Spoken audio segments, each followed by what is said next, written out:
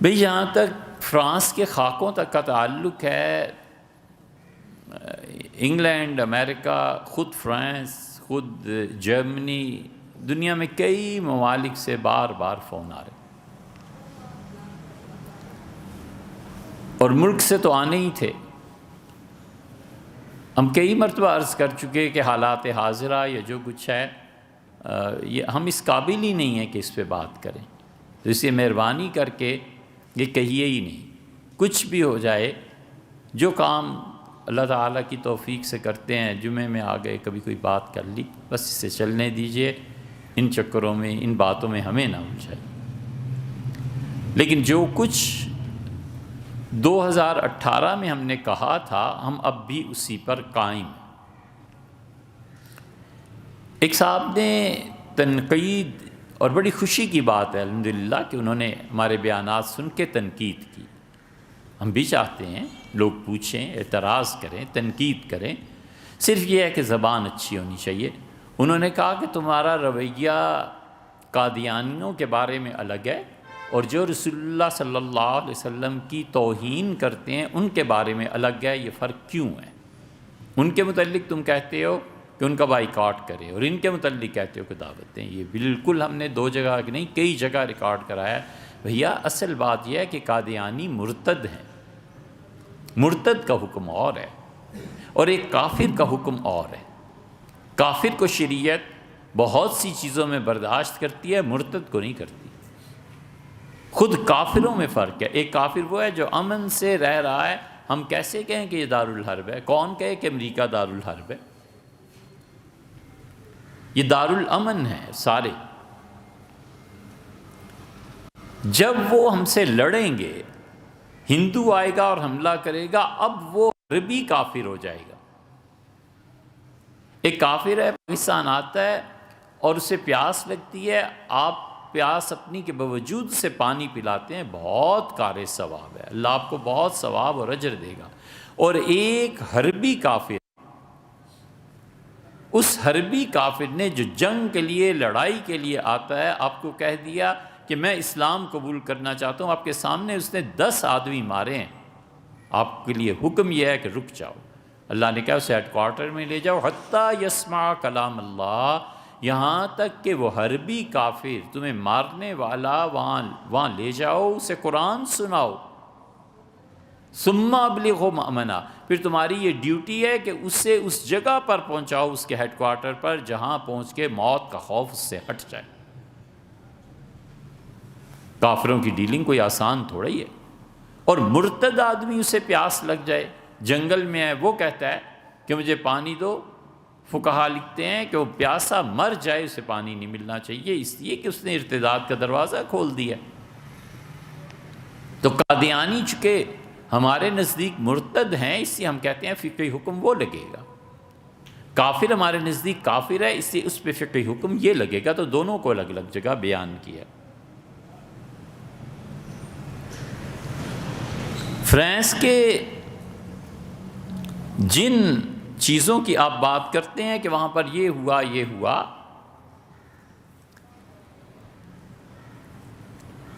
گزارش یہ ہے کہ یہ جتنے پبلک پلیسز ہوتی ہیں، وہاں کے لوگ معاشرے کا ٹیمپریچر جانتے ہیں۔ وکیل سے جا کے پوچھیں کہ آج کل اس کے ملک میں سوسائٹی کیا کر رہی ہے۔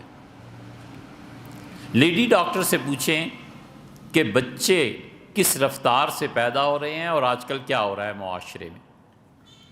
ایک ڈاکٹر جس محلے میں رہتا ہے اس سے پوچھیں۔ یہ سب چیزیں ایسی ہیں جہاں پبلک براہ راست لوگ کسی سورس سے جڑے ہوئے ہوتے ہیں۔ اسی طرح مولوی صاحب، اسی طرح مفتی جو فتویٰ دیتا ہے، ٹیلی فون آتے ہیں، تحریر آتی ہے، تو وہ پبلک سے جڑا ہوا ہوتا ہے۔ یہ خاکوں کا جب معاملہ پیش ہوا تو ابھی خبر دنیا میں تو پہنچی سو پہنچی ہوگی، اس کے ساتھ ساتھ فون آنے لگے کہ یہ ہو گیا فرانس میں، یہ ہو گیا، یہ ہو۔ مختصر بات کریں تو ایک پورا طبقہ ایسا ہے جو کہتے ہیں کہ فرانس کی امبیسی کو جا کر آگ لگا دینی۔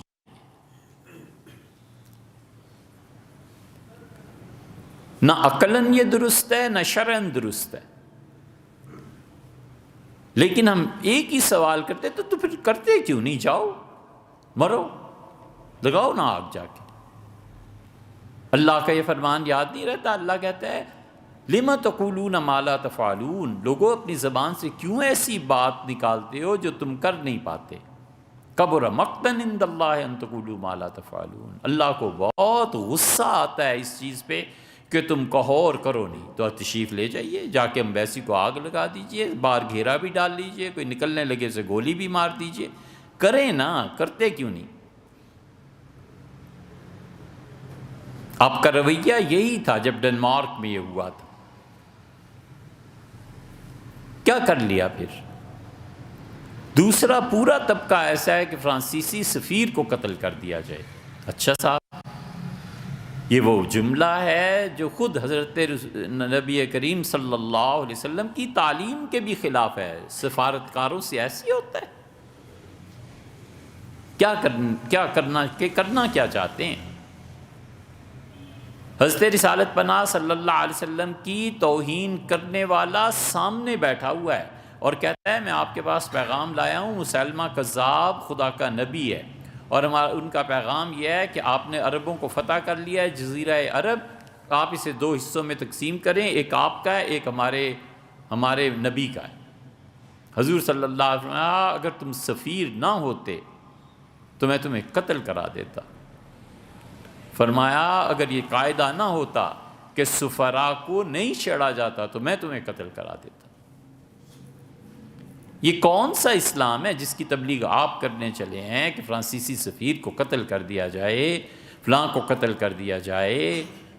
یہ تو حضور صلی اللہ علیہ وسلم نے بھی نہیں سکھایا۔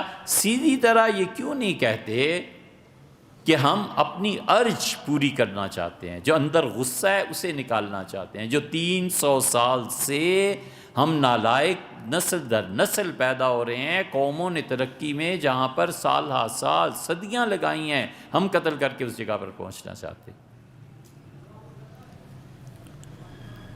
عجیب و غریب مطالبے ہیں، امبیسی کو آگ لگا دیں، قتل کر دیں۔ ایک یہ بھی مطالبہ ہے کہ بائیکاٹ کر دیں۔ اے بھیا آپ شوق سے کریں بائیکاٹ۔ جب امریکہ نے حملہ کیا تھا تو کیوں اس تاریخ کو بھول جاتے ہیں کہ پورے ملک میں امریکہ کے خلاف جلوس، جلسے، یہ لال مسجد ہے، بش کی تصویر، فلاں کی تصویر، یہ پاؤں روندے اور کودتے رہے اس پہ۔ کر کیا لیا آخر آپ نے 2004 سے اب تک 16 سالوں میں؟ کتنا بائیکاٹ؟ ڈنمارک کا بائیکاٹ کرو، ڈنمارک کا بائیکاٹ، امریکہ کا بائیکاٹ، امریکہ ایسا، فلاں ایسا، فلاں ایسا۔ ہوش کے ناخن لینے چاہیے کہ یہ سب کچھ کر جانے کے باوجود 16 سال میں امریکہ کیا تباہی مچ گئی ہماری؟ کر کیا لیا؟ اور ڈنمارک نے جب کیا تھا تو بڑی پرزور تحریک چلی کہ ان کی مصنوعات کا بائیکاٹ کیا جائے۔ بسم اللہ جی کیجئے۔ ایک چیز ایسی نہیں ہے، ایک چیز ڈنمارک کی جس کا بائیکاٹ ہو گیا ہو اور وہ ملک متاثر ہوا ہو۔ ان کے سفیر نے زبردست بات کہی، عقل کا سے کہا۔ اس نے کہا جب تم لوگوں نے کہا تھا تمہیں پتہ تھا کل 2.5% ہماری پروڈکٹس جاتی ہیں مڈل ایسٹ وغیرہ مسلم کنٹریز میں، ہم نے طے کر لیا تھا کہ اس سال ہمارا ٹارگٹ 3% ہوگا، تاکہ 2.5% اگر یہ بائیکاٹ کر بھی دیتے ہیں، نہیں لیتے چیزیں نہ لیں، مگر ہم اپنی کمپنیز کو بند نہیں ہونے دیں گے، دنیا میں مزید یورپ میں تجارت کریں گے، اور 3%، اور اس سے کہا ہم نے 3% یا 2.75 اچیو کر لیا ہے، آپ کریں جو آپ نے کرنا۔ شرمندگی ہوئی کہ نہیں؟ جوتا پڑا؟ ٹیلی نار کام کر رہا ہے، کیوں نہیں بند ہو گئی کمپنی؟ ہالینڈ، ڈنمارک کے ایک پروڈکٹ گائے ہے نا، دودھ پہ بہت سے ممالک چل رہے ہیں۔ اتنی سمجھ نہیں آئی کہ یار ہم ان ممالک کو جو بار بار بائیکاٹ کا کہتے ہیں تو جو چیزیں وہاں سے لیتے ہیں ہم اپنے یہاں پیدا کر لیں۔ کوئی عقل مند نہیں کہتا کہ فرانس کا بائیکاٹ ہونا چاہیے، منصوبہ بناؤ 10 سال کے لیے، ہمارے انڈسٹریلسٹ ایسی انڈسٹریز لگائیں گے ہمارے فوڈ پروسیس والے ایسا فوڈ پروسیس کریں گے ہمیں کسی ملک سے لینے کی ضرورت ہی نہیں ہے. اب 10 سال میں یہ بائیکاٹ مکمل ہو جائے گا، جانے وہ جنہوں نے یہ کیا. ایک چھوٹی سی مثال دیتے ہیں آپ. آج سے کوئی 30-40 سال پہلے جو فریج خریدتے تھے لوگ امپورٹڈ ہوتا تھا. ایسے ہی آفتاب سب امپورٹڈ ہوتا تھا. نواز شریف صاحب کے کچھ دوست تھے، انہوں نے کہا سر اجازت دیں ہمیں، ہم پاکستان میں بنائیں. انہوں نے اجازت دے دی. اب پاکستان کا کون سا گھر ایسا ہے جس میں پیل کے اور ان کمپنیز کے فریج نہ ہو جو پاکستانی ہیں؟ الحمدللہ ہمارے ملک نے ترقی کی، اللہ کا شکر ہے. یہاں فیکٹریز قائم ہو گئی، اللہ کا شکر ہے ایئر کنڈیشن بننا شروع ہو گئے. خدا کا احسان ہے کہ ہمارا زر مبادلہ بچا، ہمارے لوگوں نے محنت کی اور کام کیا.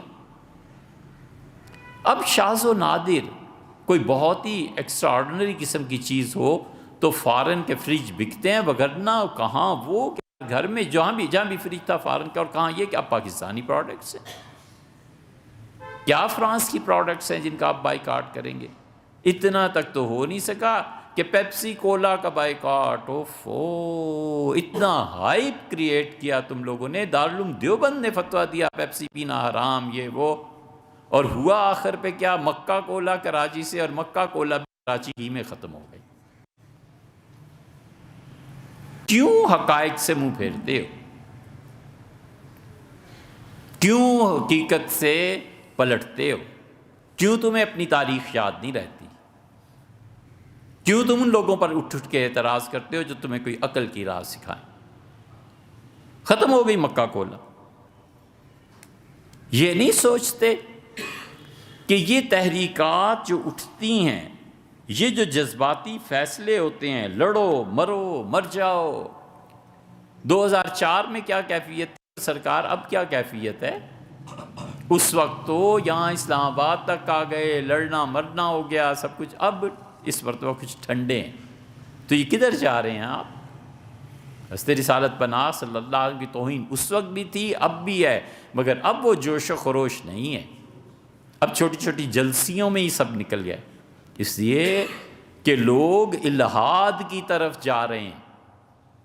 پہلے ایک ہائپ کریٹ کی، مر جائیں گے مار دیں گے. اب دوسری طرف چل رہے ہو الہاد کے لیے، کسی کو پرواہ ہی نہیں ہے خاکے بنے ہیں کہ نہیں بنے. کوئی کہتا ہے کچھ تو کہتا رہے. اب کون سنتا ہے؟ اور کبھی یہ شعور نہیں آتا کہ 20 سال 25 سال جنگ لڑی ہے، آج ادھر دھماکہ ہے، آج ادھر دھماکہ ہے، یا پھر شروع ہوئے نا دھماکے. یہ سارا کون صحابہ رضی اللہ عنہ کے نام پہ اٹھا رہا تھا؟ اور 6 مہینے نہیں لگے راحیل شریف کے زمانے میں اور سب ختم، جھاڑو پھر گیا. کیا کون سی طاقتیں ہیں؟ کیا ہم استعمال ہوتے رہیں؟ کیا شیعہ استعمال ہوتے رہیں؟ کیا جنازے اٹھتے رہیں؟ یہ مذہب کی کون سی تصویر ہے جو تم دکھا رہے ہو؟ اگر مذہب یہی ہے اور اسلام یہی ہے تو اللہ کی پناہ مانگتے ہیں ہم ایسے اسلام سے. خدا حفاظت فرمائے. شیخ الاسلام زاہد القوثری رحمۃ اللہ علیہ کا جملہ لکھا ہے. انہوں نے لکھا ہے کہ فلاں حضرت یہ ان کی تحریر ہے. اس نے کہا اسلام یہی ہے تو میرے 100 بار سلام ہے ایسے اسلام کو. ہم کیوں نہیں سوچتے؟ ہم کیوں استعمال ہوتے ہیں؟ جو کرنے کا کام ہے وہ کرنا چاہیے. فیکٹریز لگائیں. ہم غیر ممالک کی مصنوعات سے بالکل الگ ہو جائیں. ہم اپنے ملک کی چیزیں استعمال کریں، یہاں کا کپڑا استعمال کریں. فرانس سے برتن بہت اچھے آتے ہیں، یہاں برتن بنائیں. کسی نے روکا ہے؟ ہمارے لیڈرز اور لیڈرشپ یہ جو کہتے تھے 2004 میں، یہ بھی ایک بہت سے لوگوں نے کہا ایٹم بم مارو فرانس پہ. یہ آپ کے نزدیک حل ہے؟ کرو نا یار، پھر کیوں نہیں کرتے؟ 2004 میں امریکہ کا حملہ ہوا، اگر میں سن نہیں بھول رہا ہوں تو معاف کیجیے گا، آپ تصحیح کر لیجئے. اس حملے پہ یہاں پہ ڈنڈے لے کے مدرسوں کے طالب علم آ گئے اور افغانستان میں کارپٹ بمنگ ہو رہی تھی اور یہ ڈنڈے لے کے گھوم رہے تھے کہ امریکہ پر ایٹم بم چلائیں گے، روکی سوکی کھائیں گے. کھاؤ نا پھر روکی سوکی. مزہ آیا؟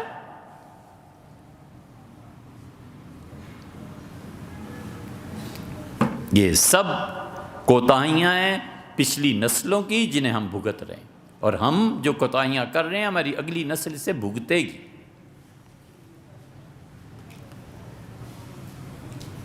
اس وقت جس لیڈرشپ نے کہا تھا، مولانا فضل الرحمان صاحب نے، مولانا سمیع الحق صاحب نے، یہ ساری ریکارڈڈ ہسٹری ہے یار۔ آپ اس زمانے کے اخبارات اٹھا لیں ایک آدھ ہفتے کے، جائیں نیشنل لائبریری اخبارات، مولانا نے فرمایا کہ یہ بم کس دن کے لیے رکھا ہوا ہے؟ ایٹم بم امریکہ پہ پھینکو، امریکہ پہ مارو، پھر حضرت کریں نا، اب کیوں نہیں کرتے؟ ایک طرف آپ لوگ جا کے امریکہ کی منتیں کریں کہ حکومت ہماری ہونی چاہیے، دوسری طرف آپ ان پہ ایٹم بم پھینکیں، آپ کرنا کیا چاہتے ہیں؟ ہم ٹھیک اس موقف پہ قائم ہیں جس پہ آج سے 20 سال بھی پہلے قائم تھے، ہم عرض کر دیتے ہیں۔ اس قیادت نے دیا کیا ہے؟ مذہبی قیادت نے ہمیں لڑو، مارو، مر جاؤ، آپ مریں نا، اپنے بیٹوں کو بھیجیں۔ کتنے ہیں ان میں سے جن کے بچے افغانستان میں جا کے شہید ہوئے؟ اور جو مذہبی قیادت ہے، اس مذہبی قیادت نے جو کچھ ہمیں دیا ہے سوائے جذباتیت کے اور کیا ہے؟ اللہ تعالیٰ درگزر فرمائے مولانا سمیع الحق صاحب مرحوم سے اور درجے ان کے بلند کرے، وہ یہی کہتے تھے کہ ایٹم بم کیا کھانے اچار مربع ڈالا ہوئے، مارو جا کر ایٹم بم۔ ہم اپنا ذاتی تجربہ ذرا سا عرض کر دیتے ہیں، بہت بڑے لیڈر تھے، ہم نے کہا حضرت ایٹم بم کیسے امریکہ پہ مارا جائے؟ یہ سوچنے کا لیول ہے۔ فرمانے لگے ویزا ہے تمہارے پاس؟ ہم نے کہا جی نہیں۔ کہنے کہ ویزا لے لینا، کوئی بھی ویزا لے لے، اور ویزا لے کے اور ایٹم بم رکھ لے اپنے ساتھ اس میں جہاز میں، جب امریکہ آئے نا اترنے کا اعلان ہو تو تم پھینک دو جا کے، کوئی پھینک دے جا کے، تم دھماکہ ہو گیا، اور کیا ہے؟ یہ ٹھیک وہ لیول ہے جو ایک بہت بڑے صاحب نے، آپ نے سنا ہوگا پاکستان کے قرضوں کا حل کیا ہے؟ قرضوں کا حل یہ ہے کہ جا کے کہہ دو ہم نہیں ادا کرتے۔ یہ ٹھیک وہ مینٹلٹی ہے جنہوں نے اپنی مسجد کے آپریشن سے ایک ہفتہ پہلے جمعے میں، ہم یہاں تھے جمعے میں، وہ وہاں تقریر فرما رہے تھے، اور انہوں نے کہا کہ دنیا کو اچھی طرح پتہ ہونا چاہیے کہ ہماری حکومت اب آ رہی ہے اور ہم دنیا میں سود پہ لیے ہوئے قرضے ہم ایک پائی واپس کریں گے، کیونکہ ہمارا مذہب ہمیں اجازت نہیں دیتا۔ جب مینٹلٹی لیڈرشپ کی یہ ہے اور وہ اتنے ہی سوچ سکتے ہیں، تو ان کے پاس کون سی پلاننگ ہے؟ کیا کیا ہے انہوں نے؟ اس لیے مذہبی قیادت جذبات سے کھیلتی ہے، خون سے، آگ سے، اور بیک ڈور سے ساری پالیسیز بھی جاری رہتی ہیں۔ جو کرنے کا کام ہے بھیا وہ کیجئے۔ کرنے کا کام یہ ہے کہ فرانس میں جب ہم میں طاقت نہیں ہے ٹکر کی، تو ہمیں دوسرے پہلو پہ آنا ہے، اور اخلاقیات۔ جتنے مسلمان بچے اس وقت دنیا میں جہاں بھی پڑھ رہے ہیں، ان کے لیے یہ ضروری ہے کہ بیٹے ان چیزوں سے نکل کے اپنی تعلیم پہ توجہ دو، اور ان یونیورسٹیز میں جا کر ان عہدوں کو سنبھالو جن عہدوں سے یہ شر پھوٹتا ہے۔ اتنی ترقی کرو کہ یہ ممالک مجبور ہو جائیں تمہیں لینے کے لیے، تسلیم کرنے کے لیے کہ مسلمان بچہ ہے، اور کام دیکھو اس کے کتنے زبردست۔ ہم اس کی دوسری راہ بھی جانتے ہیں۔ ہم جانتے ہیں کہ اس کا طریقہ یہ ہے کہ بالکل اپنے لوئر لیول پہ جا کے ان لوگوں کو سمجھایا جائے، بات چیت کی جائے، اخلاقیات سے پیش آیا جائے، بتایا جائے کہ آپ یہ خاکے جو بنا رہے ہیں، ان خاکوں میں جو چیز آپ پیش کر رہے ہیں، وہ خاکہ پہلے ایک کمرے تک محدود تھا، بچے اس سے گمراہ ہو رہے تھے، اب فرانس نے ساری سرکاری بلڈنگز پہ لگا دی ہیں، اب خوش ہیں۔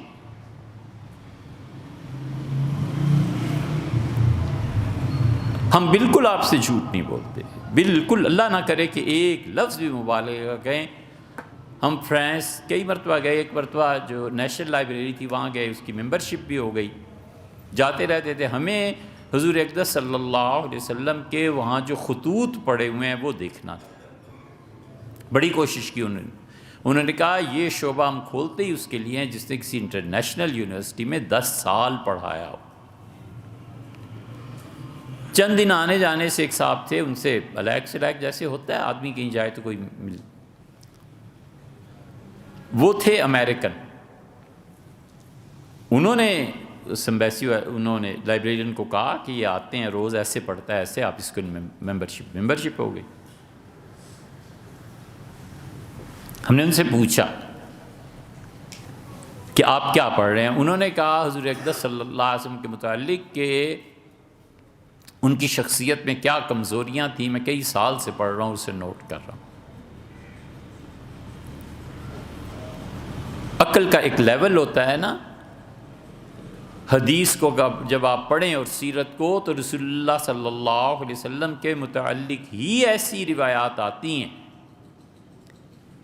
کہ اگر ہم بیان کریں تو اس کا جواب پوری زندگی نہ مل پائے. ہے وہ حقیقت، ہے وہ سچائی، ہے وہ ٹھیک منصب نبوت کے مطابق، لیکن ایسی احادیث کے عوام میں بیان کرنے کی ہوتی ہیں. اس نے بھی ایک ایسی حدیث سنائی. ہم نے کہا آپ اتنا کچھ جو لکھ رہے ہیں، تحقیق کر رہے ہیں، تو کسی مسلمان سے بھی کبھی پوچھا ہے؟ کہ مسلمان ایسے ملتے ہی نہیں، کسی سے پوچھتا ہوں تو وہ ناراض ہوتے ہیں. میں نے کہا اچھا سر ایسے کرتے ہیں، آج شام کافی پیتے ہیں فلاں جگہ پہ، لائڈن یونیورسٹی سویڈن. میں نے کہا میں وہاں جا رہا ہوں، آپ بھی جا رہے ہیں، تو وہاں کافی پیتے ہیں، پھر فرانس واپس. نشست ہوئی، ایک دو، پھر فرانس، پھر کئی مرتبہ، ہفتہ بھر یہ بات جاری رہی. ظاہر ہے میری زبان تو اتنی اچھی تھی نہیں انگلش، لیکن کچھ نہ کچھ تو کوشش کرتے رہے. اللہ تعالیٰ اس بات کو قبول فرمائے. اس نے اتنا کاغذوں کا دتھا تھا، کاپی پھاڑی میرے سامنے، اس نے آگ لگا دی. کہنے لگا آپ نے مجھے صحیح راہ دکھائی، میں آپ کا بہت ممنون ہوں. میں چاہتا تھا کہ اس کو چھاپوں، پرنٹ کروں، سب جگہ بھیجوں، لیکن جب ایک حقیقت میرے سامنے آ گئی ہے تو یہ بڑی زیادتی ہے کہ میں ایک وفات شدہ آدمی کی کریکٹر کو غلط کر کے پیش کروں.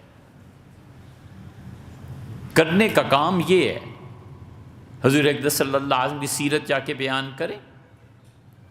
نبی کریم صلی اللہ علیہ وسلم خود کیا کیا تھا آپ کو پتہ ہے کہ رسول اللہ صلی اللہ علیہ وسلم پر ایک حج کا موقع مکہ میں ایسا آ گیا تھا کہ مکہ مکرمہ کے جتنے دروازے تھے شہر کے، کافر جب تنگ آ گئے تو انہوں نے کہا فلاں دروازے کو تم سنبھالو، فلاں کو تم، فلاں کو تم. جتنے مسافر ہیں انہیں روک لینا، روک کے خوب ان کا دماغ بنانا کہ اس شہر میں ایک پاگل شخص ہے، معاذ اللہ استغفر اللہ، اس کے جادو میں نہ آ جانا. وہ کلام بڑا خوبصورت سناتا ہے لیکن پاگل نہ بننا اس کے ساتھ. جو مکہ میں داخل ہوتا تھا حرم شریف کی طرف، ادھر حضور صلی اللہ علیہ وسلم کو دیکھ کے منہ پھیر لیتا تھا کہ یہ وہ جادوگر. اللہ نے کہا علی المقتسمین، جنہوں نے ٹکڑے ٹکڑے بانٹ دیے، وہ جو کھڑے ہو کے دروازوں پہ آپ کے خلاف بول رہے تھے، باتیں کر رہے تھے. فَوَرَبِّكَ لَنَسْأَلَنَّهُمْ، پروردگار کو اس کی ذات کی قسم ہے وہ قیامت میں ان سے پوچھے گا یہ کرتوت تم کیا کرتے رہے. اللہ نے اپنی قسم کا آگے کہا ہے کہ جنہوں نے آپ کی توہین کی میں ان سے ضرور پوچھوں گا کہ تم نے کیا کیا. حضور صلی اللہ علیہ وسلم نے کیا کیا تھا انہوں نے بھی متعین فرما دیے. فرمایا جاؤ تم اور ان لوگوں سے ملو اور میرے متعلق انہیں بتانا کہ میں کیا ہوں. ہم میں سے کتنے ایسے ہیں فرانس میں، امریکہ میں، جنہوں نے سیرت پڑھی ہو، سیرت ہی نہیں پڑھی، ہمیں پتہ ہی نہیں کہ حضور صلی اللہ علیہ وسلم کیا ہے. ایک اور رابطے پہ ہم نے کہا پرائم منسٹر عمران خان کے نام. ہم نے کہا خان صاحب سارے کام چھوڑ دیں، حضور اقدس صلی اللہ علیہ وسلم کی ناموس سے بڑا کام نہیں ہے. محمد بن سلمان کو ساتھ لیں، UAE کے کسی شہزادے کو ساتھ لیں، ایک ہفتے کے لیے آپ جائیں، امریکہ جائیں، انگلینڈ جائیں، فرانس جائیں، جرمنی جائیں، سب سے بات کریں. انہیں کہ ہم قانون بناتے ہیں کہ کوئی بھی ملک، کوئی بھی آدمی کسی مذہبی شخصیت کے خلاف نہیں بولے گا. گرو نانک کا تحفظ بھی دیں، رامائن کا بھی دیں، قرآن کا بھی دیں، تورات کا بھی، انجیل کا بھی، حضور اقدس صلی اللہ علیہ وسلم کا بھی، بدھ مت کا بھی، جیسس کا بھی. یہ سارے خط کیا لکھنا ہے، چھوڑیں کام اور نکلیں اس مشن پہ. آج مہاتیر کا بیان آیا ہے، ہر فرانسیسی واجب القتل ہے، تو حضرت چلیں نا پھر کریں، شروع کریں، کیوں نہیں کرتے؟ یہ جو اخلاقیات کی جنگ ہے، اسے 3 طرح پہ جیتنا ہے۔ ایک اس پہ کہ ہم اپنی اخلاقیات کو بنائیں، ان کے سامنے جائیں، ان سے بیٹھ کے بات کریں کہ یار بات یہ نہیں ہے، ہم آپ کو اصل حقیقت سمجھاتے ہیں۔ میرے شیخ محمد الحسن علی ندوی رحمۃ اللہ علیہ کا اور ڈاکٹر حمید اللہ صاحب کا ایک معاملے میں یہی اختلاف تھا۔ حضرت یہ ہم نے خود حضرت سے رحمۃ اللہ علیہ سے ہی سنا۔ حضرت رحمۃ اللہ نے فرمایا یہ جتنے مستشرق ہیں نا، حضور اقدس صلی اللہ علیہ وسلم کی سیرت میں کچھ نہ کچھ گڑبڑ کر دیتے ہیں۔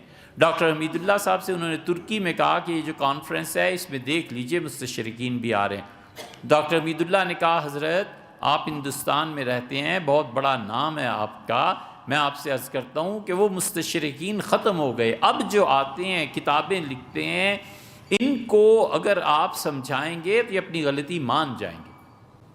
اور اللہ کی شان ہوا یہی۔ ڈاکٹر حمید اللہ رات کے کسی پیر میں دروازہ کھٹکھٹا، ایک مستشرق آیا اور اس نے کہا ڈاکٹر صاحب جو آپ نے تقریر کی تھی میری جو تحقیق ہے اس حدیث کے خلاف ہے۔ انہوں نے کہا نہیں اصل میں حدیث اس طرح ہے۔ اگلے دن اس نے پیپر پڑھنا تھا، اس نے پوسٹ پون کیا پروگرام کو، اس نے کہا ڈاکٹر حمید اللہ نے جو کچھ بتایا اب میں غور کر کے پھر نئے سرے سے لکھوں گا کہ اسلام کیا کہتا ہے۔ ہمیں 3 محاذوں پہ کام کرنا چاہیے۔ ہمیں ایسے حالات میں اپنے اخلاقیات سے کام لے کے فرانس کے ایک ایک مسجد میں، ایک ایک چوراہے میں حضور صلی اللہ علیہ وسلم کی سیرت بیان کرنی چاہیے کہ نبی کریم صلی اللہ علیہ وسلم تھے کیا اور ہیں کیا۔ ہمیں اپنے بچوں کو یہ کرنے کا کام ہے۔ ہمیں اپنے بچوں کو تجارت میں ڈالنا چاہیے، پیسے نہیں ہیں، پیسے لاؤ۔ دنیا ساری اسباب اور وسائل کے ساتھ چلتی ہے، ایک تم ہی نرالی امت ہو جس کو کوئی سبب اور کوئی وسیلہ نہیں چاہیے، اللہ کرے گا، پھر اللہ کو کرنے دو نا۔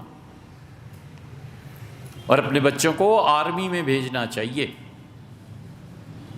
ہمارے انڈسٹریلسٹ جو ہیں انہیں چن چن کے وہ چیزیں بنانی چاہیے کہ ہمارا ملک آزاد، آخر یار ہمارا ملک ہے، ہم نے رہنا ہے، ہم مسلمان ہیں، ہماری نسلیں یہاں ہیں، ہمارے باپ دادا کی ہڈیاں اس زمین میں ہیں، ہم کیوں نہیں اس کی حفاظت کریں، کیوں نہ اس اپنے وطن سے پیار کریں، کیوں نہ محبت کریں، کیوں نہ ہم اپنی نسلوں کو سمجھائیں اور صحیح راہ۔ اخلاقیات، اپنے بچوں کو تعلیم میں اور فوج میں بھیجنا، اپنے بچوں کو تجارت میں لگانا، پیسہ جمع کرنا، پروڈکٹس جو بھی باہر سے آ رہی ہیں سب پروڈکٹس اپنے ملک کی ہم استعمال کریں، اور اپنی اس قیادت کو تبدیل کرنا۔ پرائم منسٹر جانتے ہیں حضور صلی اللہ علیہ وسلم کی سیرت؟ انہوں نے تو 100 صفحے نہیں پڑھے، وہ کیا جا کر بات کریں گے کسی سے؟ اگر وہ پڑھے لکھے ہوتے، ان کارٹونز میں حضور اقدس صلی اللہ علیہ وسلم کی ازدواجی زندگی کا مذاق اڑایا ہے۔ اگر یہ ہماری مذہبی قیادت، یہ جہالت ہے، یہ مذہبی قیادت اور یہ حکومت، اگر یہ پڑھے لکھے ہوتے، جاتے جا کر بات کرتے کہ حضور اقدس صلی اللہ علیہ وسلم سیرت جو آپ پیش کر رہے ہیں نا یہ نہیں ہے۔ یاد رکھو جب حربی طاقت، فوجی طاقت، ملٹری کی طاقت نہیں ٹکرا سکتی تو اس کے بعد دنیا میں ایک ہی محاذ باقی رہتا ہے اور وہ اخلاقیات۔ لکھے پیپرز، مجھے افسوس سے کہنا پڑتا ہے کہ وہ پہلا مرتد اور ملحد جس نے حضور اقدس صلی اللہ علیہ وسلم کی سیرت کے خلاف لندن میں کتاب لکھی تھی، کیا نام تھا اس کا؟ ہاں رشدی۔ آپ رشدی کی کتاب کا جواب دے سکیں؟ بابا یہ پڑھنے لکھنے والی قومیں اب کتابوں سے ہٹ کے وہ میڈیا میں آ گئے۔